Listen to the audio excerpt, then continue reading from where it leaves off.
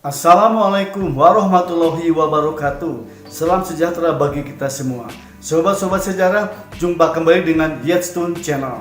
Channel ini berisikan tentang pembelajaran sejarah. Terima kasih yang telah like, share, komen, dan subscribe-nya. Sobat-sobat sejarah, kita akan lanjutkan pembahasan berikut ini, yaitu jejak Islam di Nusantara bagian ketiga dengan tema akulturasi agama dan budaya Islam di Nusantara. Selamat untuk menyimaknya. Sobat-sobat sejarah, jauh sebelum kedatangan agama Islam ke Nusantara, di Indonesia telah berkembang agama dan budaya Hindu-Buddha dan kepercayaan lokal yang ada di Nusantara ini. Dengan masuknya agama dan budaya Islam ke Nusantara, maka terjadilah proses akulturasi, yaitu bercampurnya dua budaya yang saling mempengaruhi sehingga melahirkan budaya yang baru, yaitu kebudayaan Islam di Nusantara. Masuknya agama dan budaya Islam ke Nusantara tidak serta-merta kebudayaan Hindu-Buddha dan budaya lokal menjadi hilang. Itulah akulturasi. Sobat sejarah, berikut adalah wujud akulturasi antara agama dan budaya Islam dengan budaya di Nusantara. Yang pertama adalah seni bangunan atau arsitektur. Arsitektur Islam yang menunjukkan akulturasi dengan budaya pra-Islam antara lain, pertama adalah masjid. Masjid, ciri-ciri akulturasi yaitu masjid kuno adalah seperti berikut ini. Pertama, atapnya berbentuk tumpang, yaitu atap yang bersusun semakin ke atas semakin kecil, dan tingkatan paling atas berbentuk limas. Jumlah atapnya ganjil, 1, 2, atau 5. Dan biasanya ditambah dengan kemuncak untuk memberi tekanan akan keruncingan yang disebut dengan mustaka. Yang kedua, masjid kuno ini tidak dilengkapi menara seperti lazimnya bangunan masjid yang ada di luar Indonesia atau yang ada sekarang, tetapi dilengkapi dengan kentongan. Selain kentongan, ada juga beduk, yaitu untuk menyerukan adzan atau panggilan sholat. Beduk dan kentongan merupakan budaya asli Indonesia. 3. Letak masjid biasanya dekat dengan istana, yaitu sebelah barat alun-alun, atau bahkan didirikan di tempat-tempat keramat, yaitu di atas bukit atau dekat makam. Contoh masjid kuno adalah Masjid Demak dan Masjid Kudus. Kita lihat Masjid Agung Demak. Wujud akulturasi di Masjid Agung Demak terlihat dari atap berundak 3 yang bermakna gambaran akidah Islam, yaitu iman, Islam, dan ihsan. Kemudian pintu masjid berjumlah 5, ini sebagai lambang dari rukun Islam, sementara jendela berjumlah 6 melambangkan rukun iman. Berikutnya adalah contoh masjid akulturasi, yaitu Masjid Agung Kudus, atau yang terkenal dengan Masjid Menara Kudus. Ini memiliki menara yang terbuat dari batu bata merah. Ini menyerupai candi seperti yang ada di Bali. Berikutnya adalah arsitektur atau seni bangunan, yaitu makam. Ciri akulturasi makam adalah seperti berikut ini. Makam kuno dibangun di atas bukit, di tempat-tempat yang keramat. Makamnya terbuat dari bangunan batu yang disebut dengan zirat, nisannya juga terbuat dari batu dengan tulisan Arab, kemudian ada cungkup atau kubah, misalnya makam para wali. Saudara, berikutnya adalah akulturasi di bidang seni budaya. Pengaruh Islam tampak dalam berbagai bentuk kesenian, di antaranya yaitu seni tari. Terdapat akulturasi budaya Islam dengan budaya lokal dalam bidang seni tari di Indonesia. Ya, di antaranya Yang pertama yaitu tari sedati. Tari sedati yang berasal dari Provinsi Aceh ya, adalah contoh. Tari ini adalah contoh pengaruh Islam dalam bidang seni. Dalam tari sedati, para penari menyanyikan lagu tertentu yang isinya berupa sholawat untuk para nabi. Nama lainnya adalah saman, yang berarti 8, karena permainan ini pada awalnya dilakukan oleh 8 pemain. Itulah tari sedati. Kemudian ada lagi tari zafin ya. Tari zafin juga termasuk salah satu tari yang mendapat pengaruh dari budaya Islam. Ya, tepatnya dari Arab, Persia dan India sejak abad ke-13. Tarian tradisional ini bersifat edukatif dan menghibur ya. Digunakan sebagai media dakwah Islamiyah melalui syair lagu zafin yang didendangkan. Musik pengiringnya terdiri dari atas 2 alat yang utama, yaitu alat musik gambus ya, yang dipetik ya, dan 3 buah alat musik tabuh gendang kecil yang disebut dengan marawis ya. Itulah salah satu akulturasi di bidang seni budaya di bidang tari ya. Berikutnya adalah ini salah satu seni ya yang sangat menegangkan ya, yang memiliki penyakit jantung itu jangan melihat, yaitu seni tradisional yang berasal dari daerah Banten yang kita kenal istilah seni debus ya. Debus ini diyakini sebagai kesenian asli masyarakat Banten, berkembang sejak masa-masa awal munculnya Islam di Nusantara, yaitu pada masa pemerintahan Sultan Maulana Hasanuddin ya, yang dikenal juga sebagai pendiri kerajaan Banten. Debus menjadi salah satu sarana penyebaran agama Islam. Pertunjukan debus ini diawali dengan nyanyian atau pembacaan ayat-ayat tertentu dalam Al-Quran serta sholawat ya untuk para nabi. Dewasa ini debus sebagai seni bela diri banyak dipertontonkan untuk acara kebudayaan atau upacara adat ya. Cuman ya ingat, jangan meniru pertunjukan ini karena harus dilakukan oleh seorang yang profesional. Sobat-sobat sejarah, berikutnya adalah akulturasi dalam bidang sastra ya. Seni sastra yang berkembang pada awal periode Islam adalah seni sastra yang berasal dari perpaduan sastra pengaruh Hindu-Buddha dan sastra Islam. Wujud akulturasi dalam seni sastra tersebut terlihat dari tulisan atau aksara yang dipergunakan, yaitu menggunakan huruf Arab Melayu atau Arab Gundul. Dan isi ceritanya juga ada yang mengambil hasil sastra yang berkembang juga pada zaman Hindu ya. Bentuk berikutnya adalah contoh karya sastra akulturasi pada zaman Islam. Di antaranya yaitu hikayat. Hikayat ditulis dalam bentuk gancaran atau karangan bebas atau prosa. Hikayat merupakan kisah perseorangan yang diangkat dari tokoh-tokoh terkenal yang hidup pada masa itu, seperti hikayat Hang Tuah, hikayat Panji Semirang, hikayat Bayan Budiman, dan yang lainnya. Karya ini mendapat pengaruh dari budaya Persia.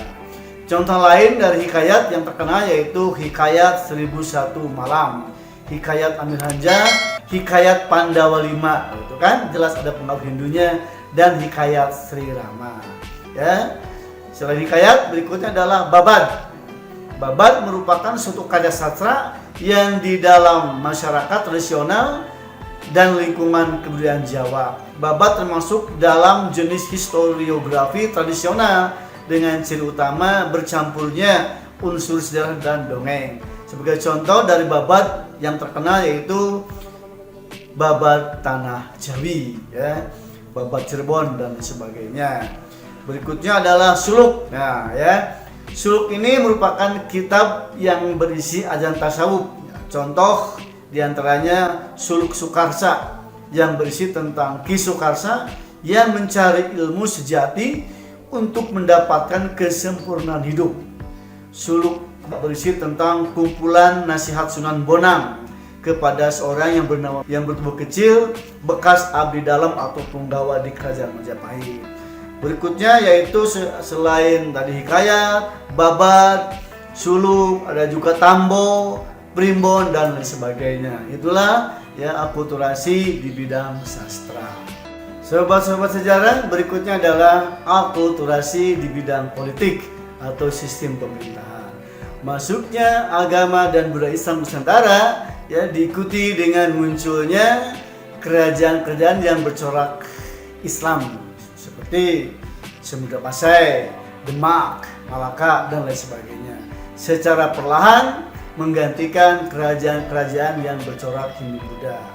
Ya, dipimpin oleh seorang raja yang bergelar sultan atau sunan, ya, dan dapat juga dikatakan sebagai seorang wali. Jika rajanya meninggal dunia, tidak dimakamkan di candi seperti yang dilakukan oleh pemeluk agama Hindu-Buddha, melainkan dimakamkan secara syariat Islam.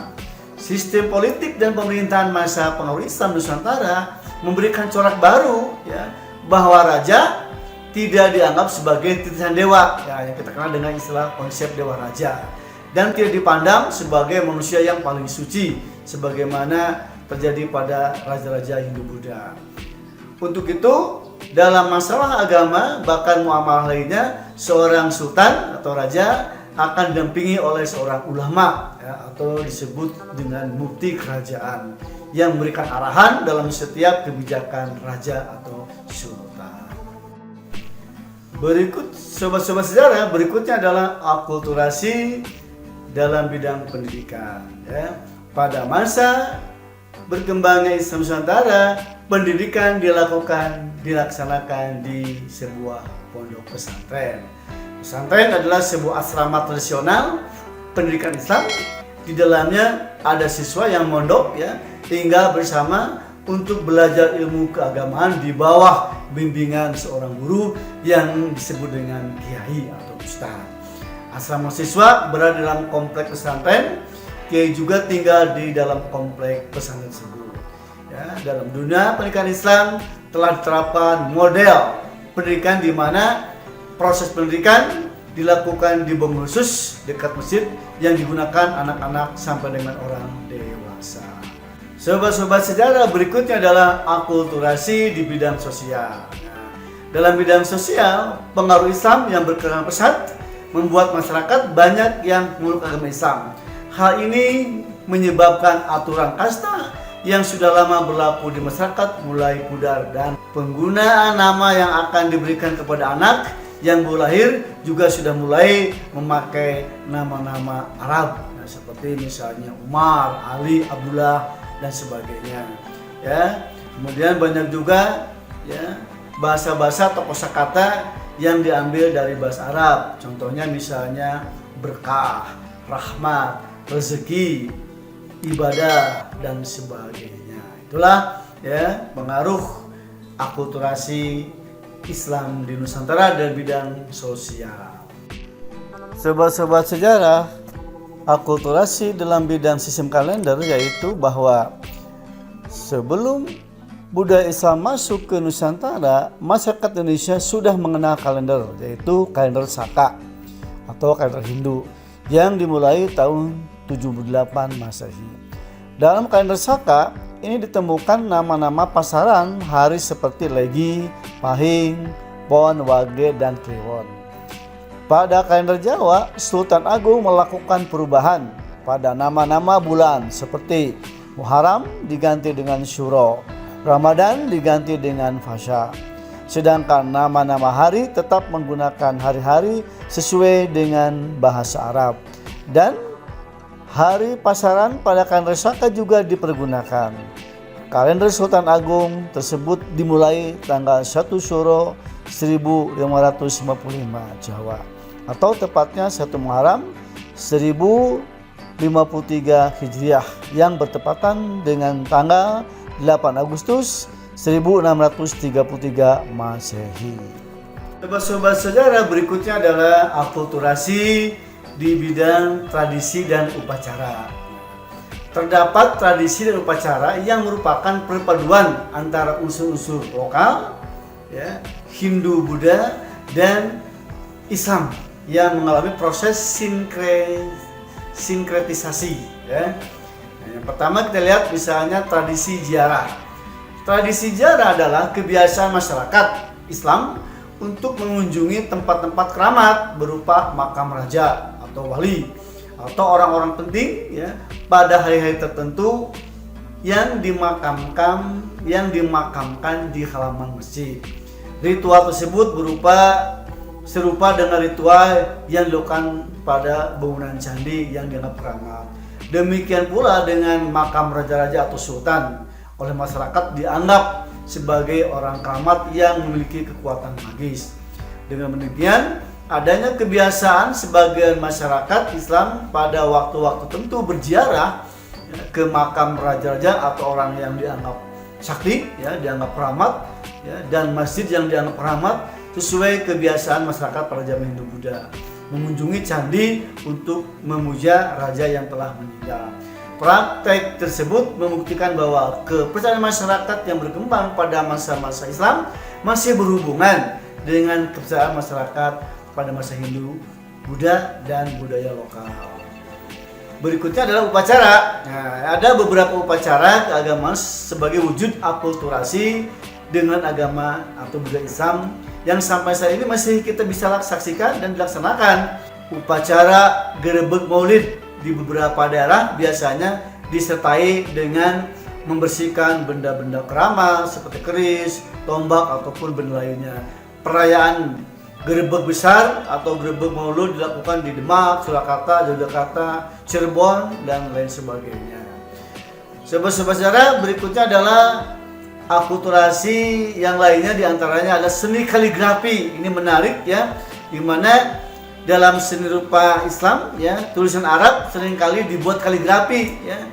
Biasanya isinya disalur dari ayat suci Al-Quran, kemudian dibuat menggunakan ada gambar-gambar seperti misalnya binatang ya, dibuat dengan menggunakan tulisan Arab.